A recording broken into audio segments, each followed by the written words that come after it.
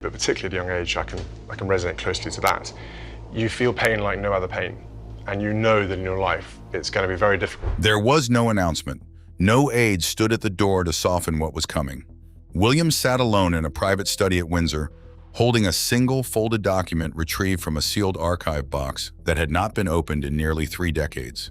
He read the first line, then the second. By the third sentence, his hands had gone completely still. His mother had written a final message addressed to both her sons, and someone had ensured neither of them would ever see it. Like this video if you want more royal deep dives, and subscribe to Vintage Exposed so you never miss what happens next. The discovery. The document had not been misplaced. It had not been forgotten behind decades of administrative carelessness or the quiet disorder of overcrowded royal storage. It had been placed, deliberately, inside a sealed envelope, inside a secured folder, inside a restricted cabinet that required senior authorization to access. Palace archivists discovered it during a routine reclassification of private family correspondence, a formal process in which officials review, update, and reassign storage classifications to sensitive documents held on behalf of the royal household. The archivist leading the review had spent over a decade working in royal records. She had never encountered anything like it. The envelope bore Diana's full signature, the wax impressions she used only on personal letters, and a handwritten label that stopped her in her tracks. For William and Henry, when they are ready. They were never told it existed. She immediately requested a chain of custody document, an official record tracing every person who had handled the envelope, signed off on its classification, and authorized its continued restriction. When that record arrived, she set down her pen before finishing the first page. The envelope had been logged into the Windsor archive system 6 weeks after Diana's death in 1997. Its first classification label read, "Personal Deferred Delivery." Deferred delivery meant it was neither destroyed nor lost, and was not considered irrelevant. It had been deliberately held back, pending a timing decision that the chain of custody showed was never formally revisited. Not in 1998, when William was 15 and Harry was 12. Not in 2003, when both boys had returned to their studies and life had moved forward carefully. Not in 2007, when they stood before television cameras at a memorial concert bearing their mother's name, smiling with the practiced composure of young men who had learned to carry grief without showing it. Not once in 27 years had any palace official scheduled a review, called a meeting, or sent a single memo asking one straightforward question: has Diana's message been delivered yet? The archivist counted the authorization stamps. There were 7. Each one represented a moment when a senior official had examined the restriction and chosen to extend it. Every stamp carried a different name. Every decision reached the same conclusion. Not yet, not now, not while conditions remain sensitive. An archive restriction is a formal classification preventing access to a document without approval from a designated authority. Restrictions exist to protect sensitive information during periods of genuine risk. They are not designed to last indefinitely. They are not designed to substitute for a decision that was never made. A senior aide collected William. He had already reviewed the chain of custody twice and still did not know how to frame the conversation that awaited him on the other side of the door. He met the prince in a corridor outside the archive chamber, handed him a briefing sheet, and said only that something had been discovered requiring immediate attention. When William entered the room and saw Diana's handwriting on the envelope, he sat down without being asked. He remained silent for nearly 4 minutes. No one in the room spoke. The archivist later said she had attended hundreds of sensitive document reviews in her career. She had never watched someone read a label and need 4 minutes before they were ready to open what was underneath it.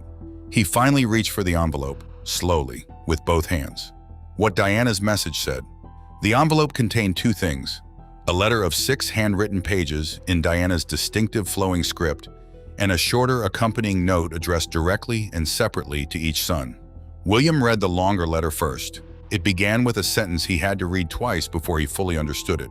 Diana wrote that she had not composed this message because she feared dying. She had written it because she feared the years that would follow, the version of her sons the world would try to build for them before they were old enough to build themselves. She did not write as a victim. She did not write bitterly about the palace, the press, or the relentless exposure that had defined the final years of her public life. Her tone was measured, deliberate, and entirely maternal.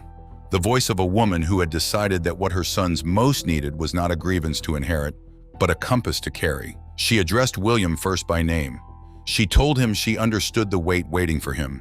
Not the crown itself, the formal authority of the monarchy, but the version of himself the institution would require him to become. She had watched people she loved disappear slowly into their roles. She wanted something different for him. She wanted him to become king without losing the boy who once called her at midnight when he couldn't sleep. She asked him not to confuse silence with strength because the two had very little in common, and the difference would matter most when he was under the greatest pressure. Then came the sentence that forced William to lower the page and press his fingers flat against the desk. Diana warned that the people most interested in keeping her sons divided would never announce themselves.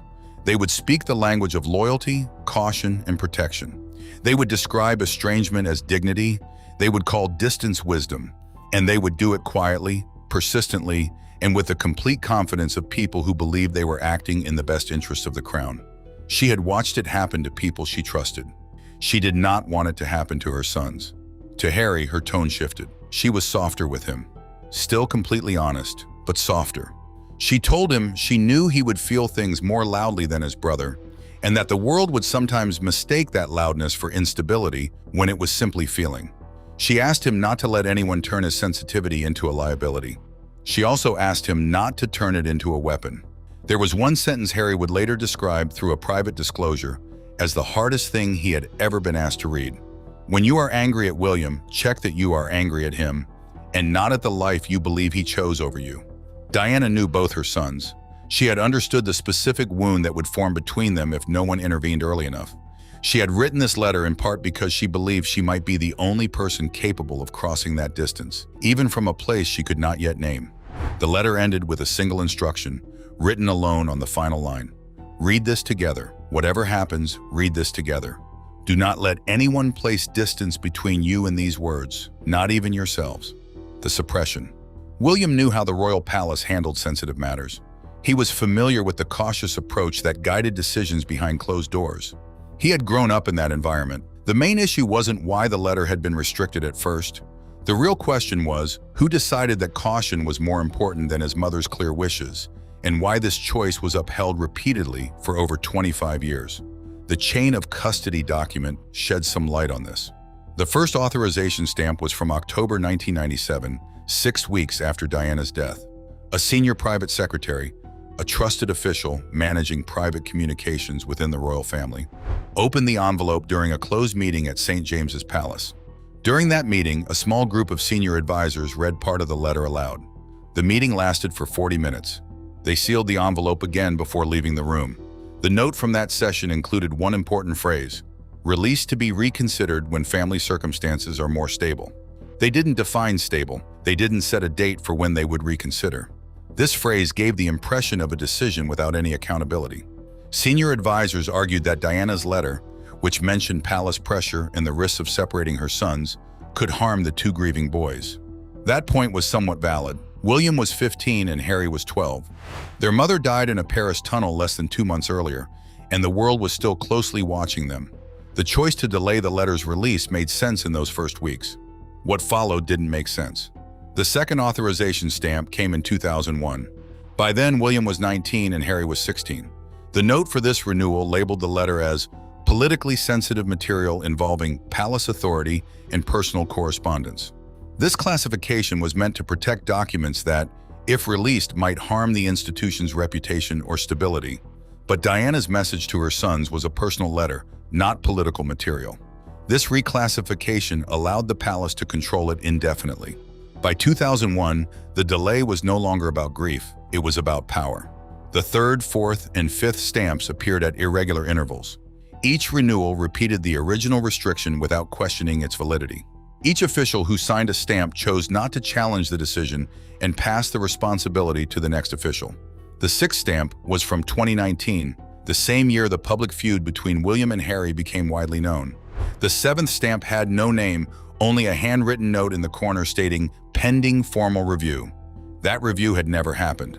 William put down the chain of custody record and realized something important. Suppressing his mother's letter didn't require a villain. It only needed one bad decision, a self-protecting system, and officials willing to let someone else take the risk.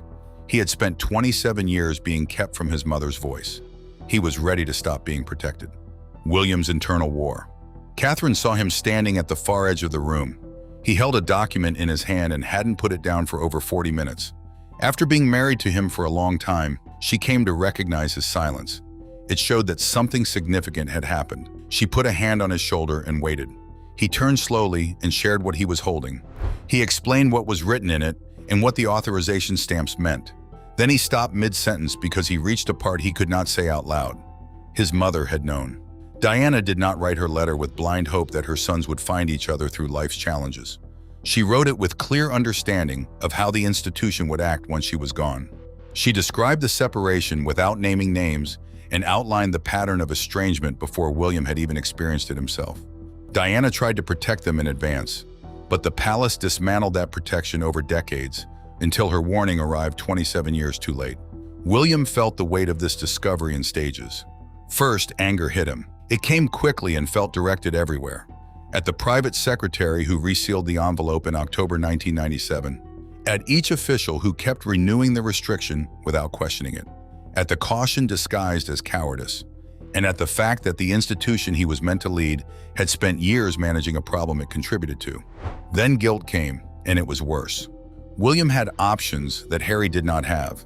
He was closer to decision-makers, trusted by the institution, and invited into meetings where key choices were made. He hadn't known about the letter, but there were many smaller moments when he chose the comfort of royal restraint instead of genuinely reaching out to Harry. Diana's letter didn't cause this distance, but it made it impossible to pretend otherwise.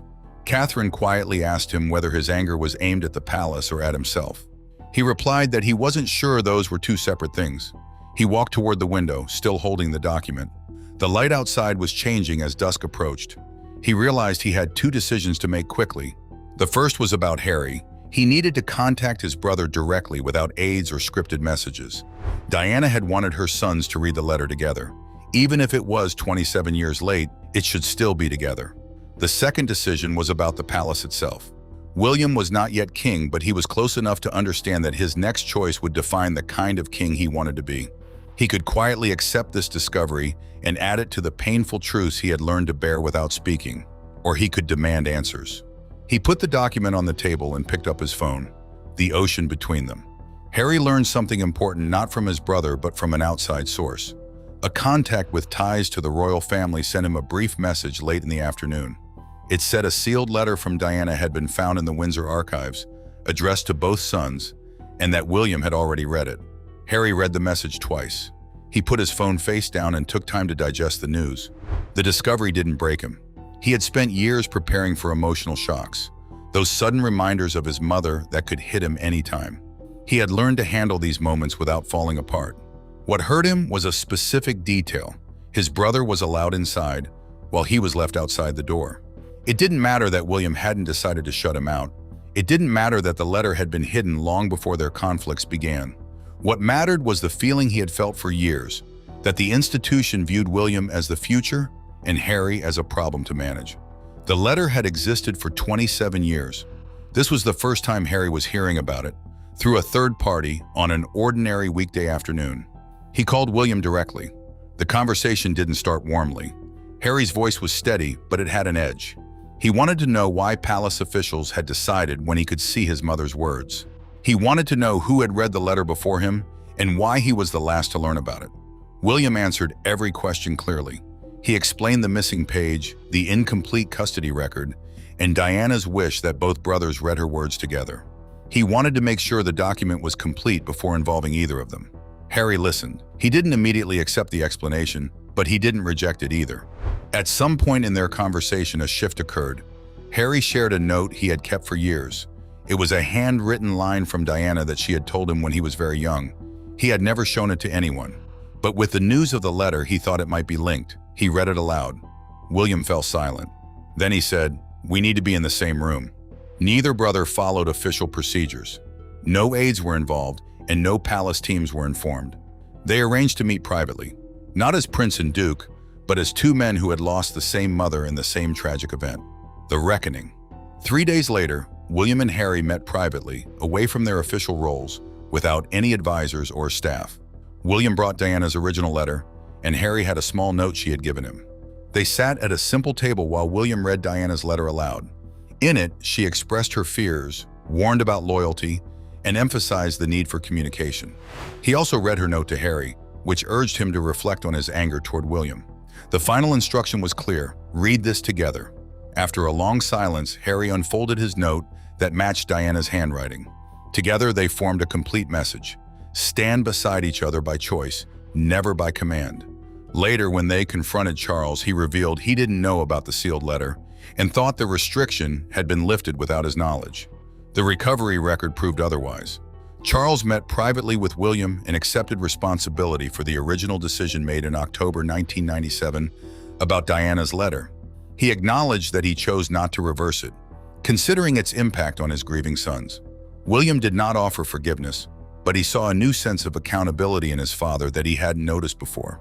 The public learned only bits about the incident, confirming the letter's existence, but not its contents or their conversations. Learning that Diana's message had been kept for nearly 30 years sparked greater public interest in her memory. William decided to place the original letter in a shared archive, accessible only by mutual agreement, to respect their mother's wish for them to read it together. Even with this progress, their relationship remained complicated, with the weight of public attention still pressing upon them. However, there was a shift toward a more honest connection, recognizing their shared loss and the difficulty of grieving while under the palace's influence. Diana had understood these challenges and tried to prepare them for it. Like this video if you want more royal deep dives, and subscribe to Vintage Exposed so you never miss what happens next.